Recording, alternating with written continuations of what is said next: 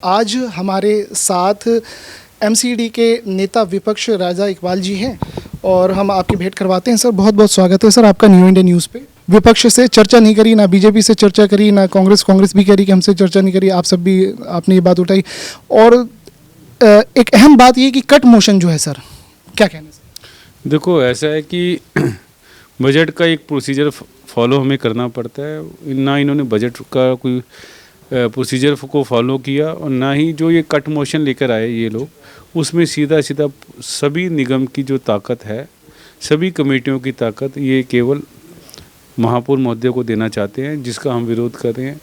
अगर ये cut motion pass हो जाता है तो महापौर को सीधा 1500 करोड़ का बजट इनके पास चला जाएगा, जो अपने आप में कि आप सोचो एक काला दिन होगा निगम के इतिहास में।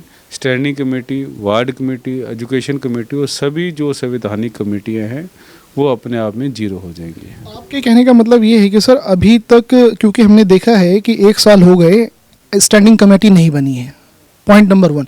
दूसरी बात ये है कि आप कह रहे हैं कि 1500 करोड़ का जो बजट है वो जो सारा जो ये कट मोशन पास करके ये इनके तरफ चले जाएगा। इससे क्या क्या नुकसान होने हैं सर? देखो इससे ये है कि जो भ्रष्टाचार बढ़ेगा, जैसे जो महापौर चाहेगा वही होगा। अगर आपको मेडिकल हेड में पैसा चाहिए, हॉस्पिटल के हेड में पैसा चाहिए और महापौर चाहता है कि रोड बन जाए, तो जो हॉस्पिटल के लिए रिक्वायरमेंट है पैसे की वो रोड पे लगेगी, रोड का पैसा एजुकेशन पे लगेगा, एजुकेशन का पैसा पार्क में लगेगा। एक अराजकता का माहौल पैदा हो जाएगा। और यहाँ तक कि उन्होंने ये भी लिखा जो क्लास के जो लोग हैं, हमारे एम्प्लॉइज़ हैं, वो पैसा भी महापौर देगी। अगर महापौर किसी से नाराज़ होगी तो सैलरी भी रिलीज़ नहीं होगी। तो ये एक बड़ा अनसर्टेनिटी का एक माहौल बन जाएगा। कोई ऐसा माहौल बन जाएगा जिसमें हर आदमी एक दूसरे पे शक की निगाह से देखेगा और ये एक ना हिटलर शाही बन जाएगी, एक तानाशाही बन जाएगी कि जो महापौर चाहेगा वही होगा। ये डीएमसी एक्ट के भी अगेंस्ट है, संविधान के भी अगेंस्ट है। संविधान ने जो कमेटियाँ बना रखी हैं, जो उनको फंड्स दे रखे हैं, जो उनको अधिकार दे रखे हैं, आप किसी का भी अधिकार नहीं ले सकते।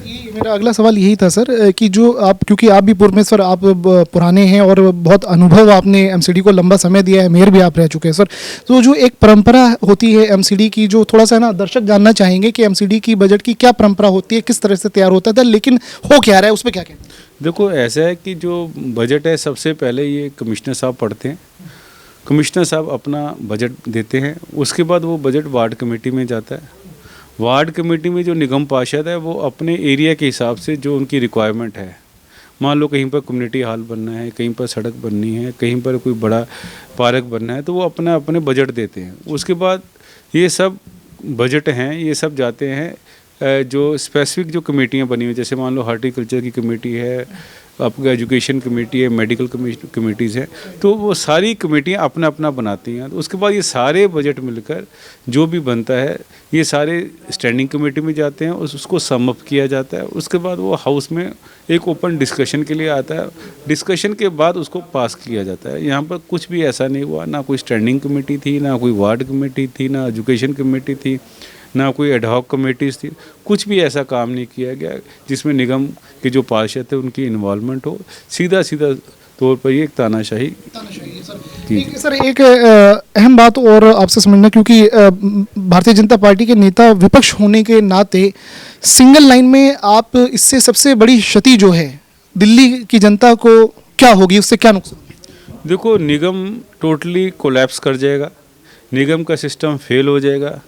निगम का ये बहुत दुर्भाग्य होगा कि आम आदमी पार्टी आ गई और ये बिल्कुल ही जो हम विकास की ओर लेके जा रहे हैं बिल्कुल ये जीरो पे पहुंच जाएगा। निगम का जो भविष्य है बहुत खतरे में है। आम आदमी पार्टी अराजकता फैला रही है और हम इसका विरोध कर रहे हैं। सर 1 साल से हमने देखा कि है ना सदन जो है प्रॉपर है ना तरीके से, अभी तक 1 साल हो गया स्टैंडिंग कमेटी नहीं बन पाई। 5 करोड़ के ऊपर के जो प्रोजेक्ट हैं वो स्टैंडिंग कमेटी की पावर होती है।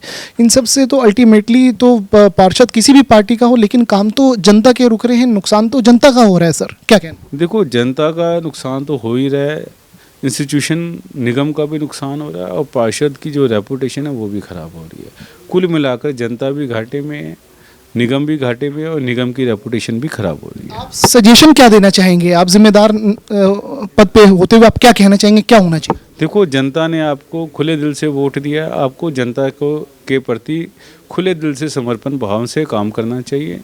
आपको अच्छे ढंग से कॉरपोरेशन चलानी चाहिए। कई बार क्या होता है, आपको नहीं समझ होती, कोई बात नहीं, बहुत अच्छे ऑफिसर्स हैं, हम लोग हैं, हम आपके साथ खड़े हैं। कोई भी सजेशन चाहिए हम देने को तैयार हैं, मगर वो कंस्ट्रक्टिव होनी चाहिए। निगम के विकास की बात होनी चाहिए, जनता के हित की बात होनी चाहिए। हम सभी लोगों के साथ खड़े हैं। Sir thank you so much sir, आपने न्यू इंडिया न्यूज़ को समय दिया, बहुत बहुत धन्यवाद सर। बहुत बहुत धन्यवाद आपका।